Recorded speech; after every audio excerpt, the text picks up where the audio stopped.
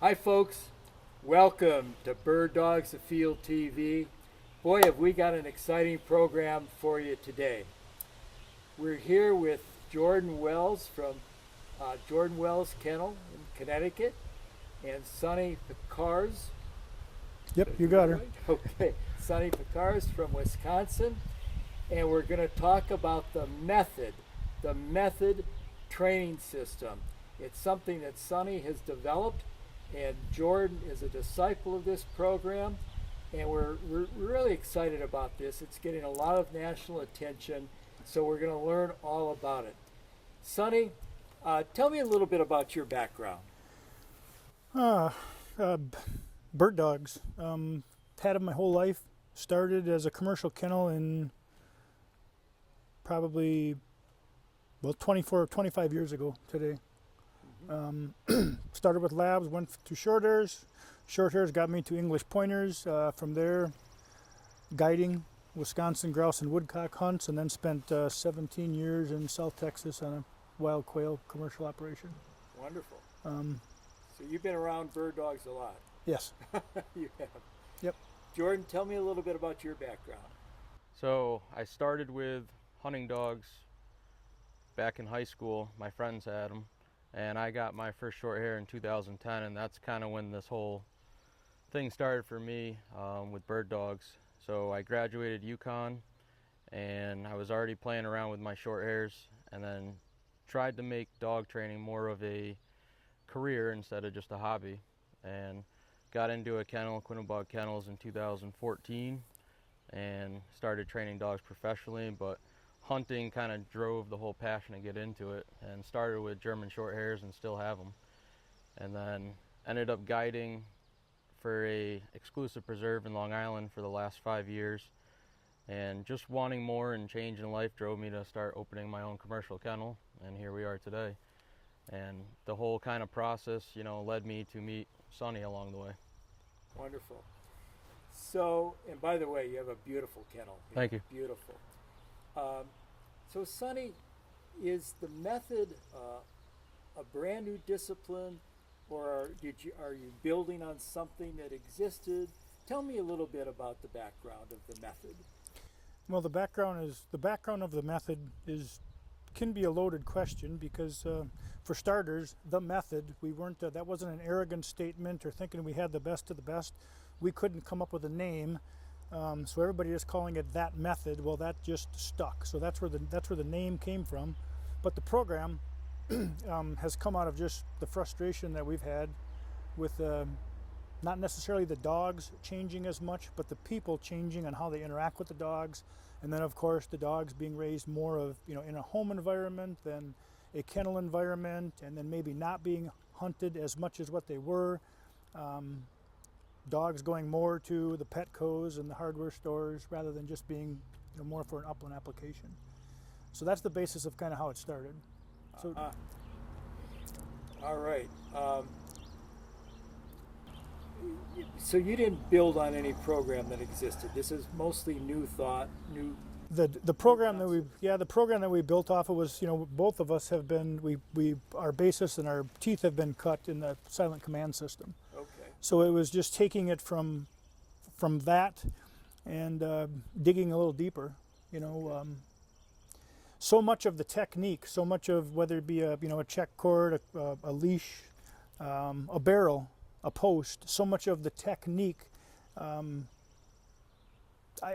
was fairly simple, but it was starting to get to the point where the dogs and the people weren't connecting the dots and weren't able to really make the connection with why we're doing that stuff. So the program backed up into getting more of the mental state of the dog, trying to better understand the dog and really starting to communicate with the dog, and more importantly, trying to process and learn what the dog was telling us.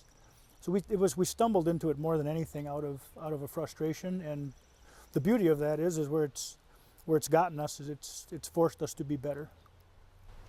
Wonderful, wonderful. Can you give me an example just give me an example of when you're training, what you're looking for with the method? I mean, That and this is, again, this can be a little bit of a loaded question, but to try to give the dog what the dog needs at the time. So rather than trying to build a program that a dog goes through a program, this month we do this, and this month we do this, and the third month we do this, it's trying to meet the dogs where the dogs are at, and interacting with them and communicating to them to where they don't get resentful, they don't feel pressure, they keep an open mind to learn. And then of course with that we've found that I use a lot of, they're on steroids to learn, and when their mind is open and they have energy to learn, the learning is accelerated. So, and I'll add on to, I think where I came into the dog training world, there's this big transition starting to happen where Sonny got to experience more of that older school dog, a little bit more of a better raised animal, better, blank slate to come into one of those traditional training programs, and the dogs would fit, they would make it through. And then when I started training, there was a lot of these roadblocks, a lot of these frustrations that the older school programs were starting to create with the people that were thinking different, which was causing the dogs to be raised different, which added a lot of frustration to the trainer trying to use this traditional training program. So we all kind of had a conversation of, we're all seeing the same thing, and it was this modern day mindset of the human causing this modern day dog that people didn't have to deal with before. So when I came into the training world, I was already seeing change in training styles and training ideas. The core concepts of dog training will always be the same, but the way to get there can always be evolved. And when I came in, that's when this big transition started to happen, because we were seeing a lot of difficulty. So the method really started with the people. The people were changing the dog, but it's asking that question of, what do you want out of your dog? What do you need out of your dog? But the troubles that they're having with their dog, the dog is already saying what they need from the people. They're just not getting it. So there's this huge disconnect for the people with their dogs. So, you've heard the words before, like, we became like the translators. We became the people to bridge the human and the dog. We're trying to get the people to see the world through the dog's eyes and getting the dog to kind of give the people what they need. So it's this constant balance. But it was always off because the program got in the way, and if the dog didn't fit the program, or the person didn't fit the program, there's not a lot of adjustment to those traditional programs. So the core concept of that mindset and things like that became more or less the training program. Is, what does that dog's mind look like when you get it? What is that person's mind like when they come talk to you? These people, are they asking for the most basic thing, or do they want the most advanced thing? And where is their whole mindset with this whole process? So it's this constant of reading the people, reading the dog, and helping those people and dog find that balance that they're looking for. And that's become the core of the start of the whole method dog training. So when someone comes to you, you've got to first figure out where the person is and where the dog is. 100%. Yeah, and go from there. Because it may not, that person bought too much dog, or that dog is not fitting what they need, and it's all this disconnect, but there's a ton of frustration with that relationship. And it's usually down to, they don't understand the animal. The dog is telling them what they need. They can't translate it or understand it. So once they start understanding that dog, they start building confidence. That confidence radiates that dog, and now that dog starts to look to them, for this direction that they've never felt before. And then it's endless. Whatever you want to do with your dog, once that relationship is molded and built, we can go teach whatever. So this whole training system is like the precursor before teaching obedience, before teaching upland, before going to do agility, going to the store. It's been kind of this core of, we got to get through this phase 1 and phase 2 part before we really start moving into the application of what we really want your dog to do. Training the dog to suit the people rather than having the dog trained to suit me was a big thing for me. we can create magic, any good dog trainer can, but be able to hand that back over to the human was where I was really running into the struggle. There was no connection between human and animal to bring that animal to its full potential. And a big mission I've been on since I started didn't matter the breed, to bring every single dog to its full potential. Wonderful. Is there an example you can show with a dog that we can film? Absolutely. Yeah. Well, why don't we do that? Grab one. Let her run with it. Okay, now. Okay, so the whole idea of the the coursework has been to instruct the dog to make the right decision by giving it the opportunity to learn. So what we're not going to do is cue the dog to get on the bed. And then the simpler the task, the better off we are. So Jordan, go ahead and see if we can't make a run at demonstrating it. So he's going to bring the dog up to this bed. The dog is going to make a decision to either jump on it or go left or go right. The key is that he's only going to interrupt the thought if the dog makes the wrong decision. Right there to the left, we're going to cue there and ask the dog to come back. So we're going to allow the dog to make different decisions. So the dog can try to go to the left, the dog can try to go to the right, the dog can try not to step forward.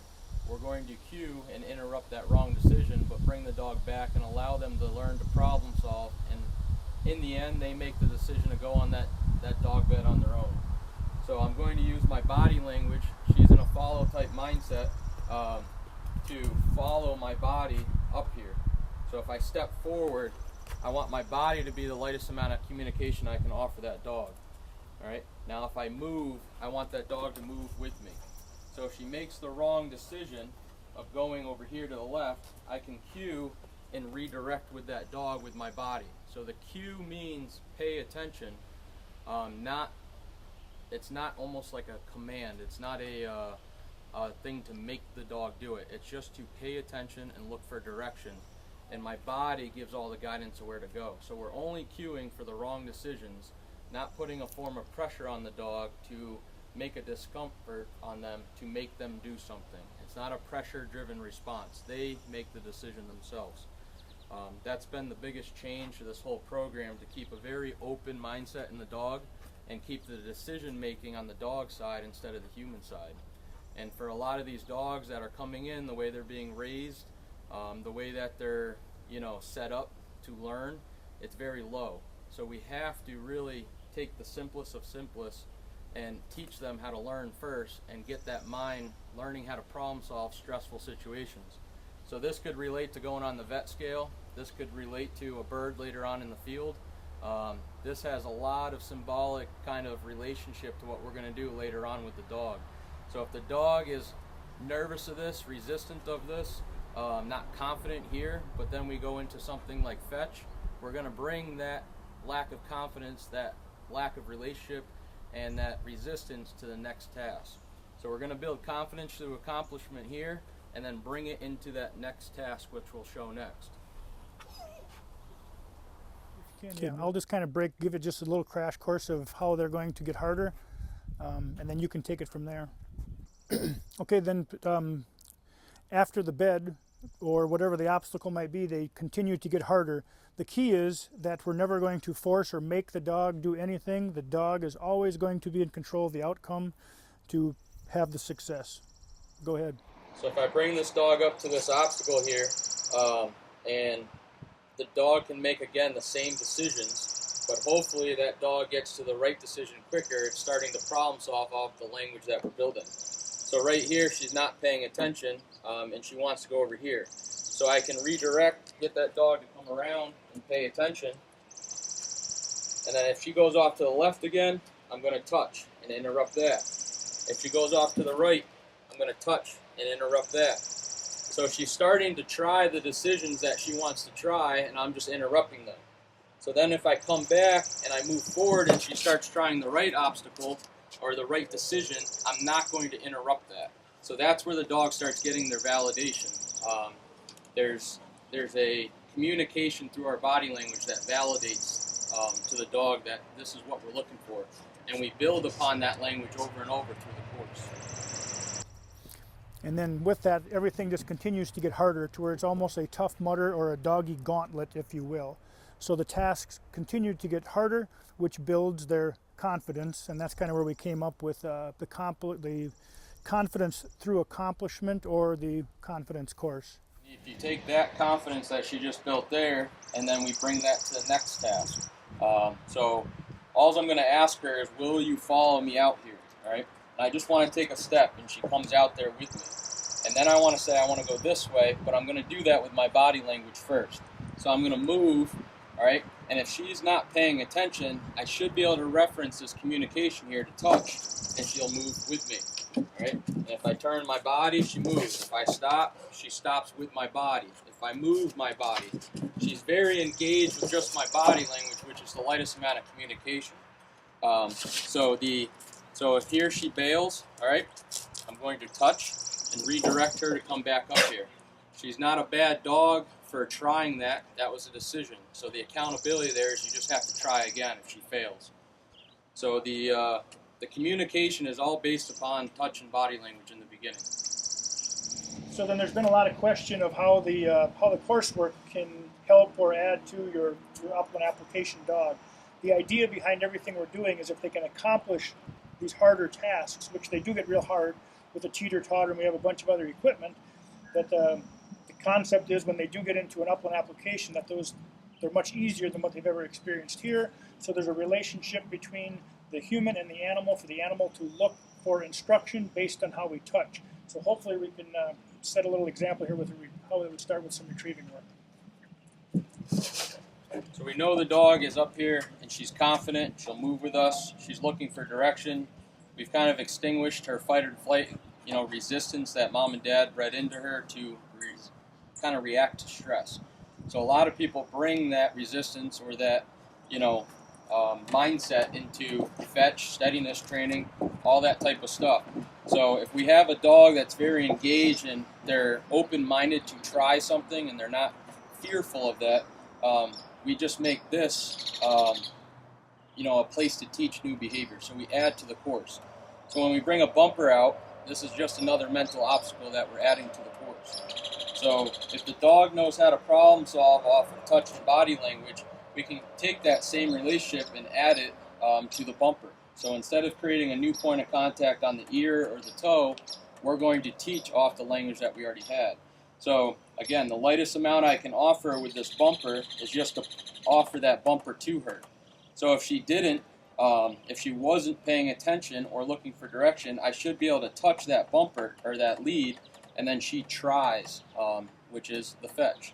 And then now that I have that relationship where she'll hold on to that bumper, now what she's already done up here is learn to handle, to go with me, to stop with me, to come to me. Everything that we need her to do with fetch in the end, we're just adding to the course and doing it here first before we ever expect it out in the field. So the obstacle is going to get her to focus and put her in that problem-solving mindset, which makes the fetch process that much easier. So if I want her to move with me, I can do that with my body language in my lead.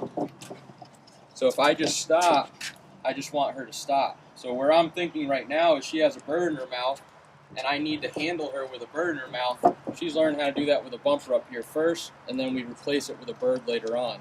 But all our communication, all our confidence is built right now up in the course first. And we get rid of any resistance that we may be dealing with up here or any lack of confidence up here. The real key is to understand that it's not from a toe or an ear. The actual point of contact has been built with the lead to look for instruction if and when I touch it. So see if you can send her across to pick something up.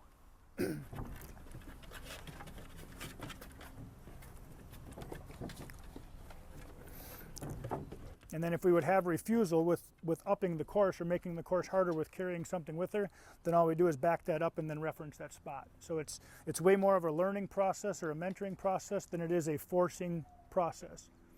The dogs stay engaged because they can think about the task without being forced or intimidated. So we keep up that energy, which increases the learning.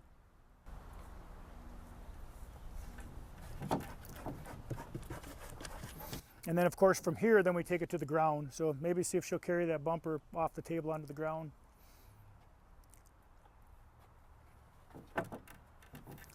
This works because they're already comfortable with the course. So to be able to leave the course and do it on the ground comes almost a second nature because their confidence is up. Back to the confidence through accomplishment. And then of course we maintain the energy and the enthusiasm to enjoy doing the job.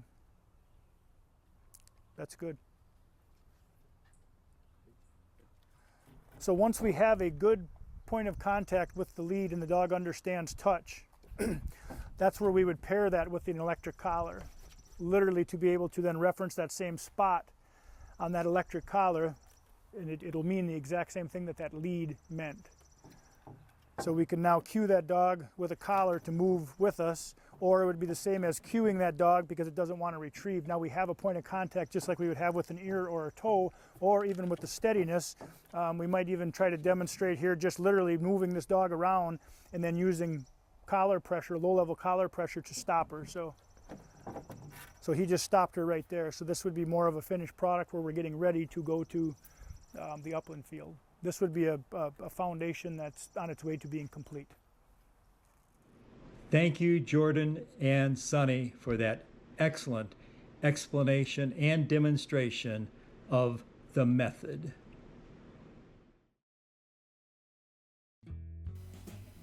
Dogs Afield, presented by Native Performance Dog Food and brought to you in part by Pete Shoe Dryer, Mud River Dog Products, and Tim Pond Wilderness Camps.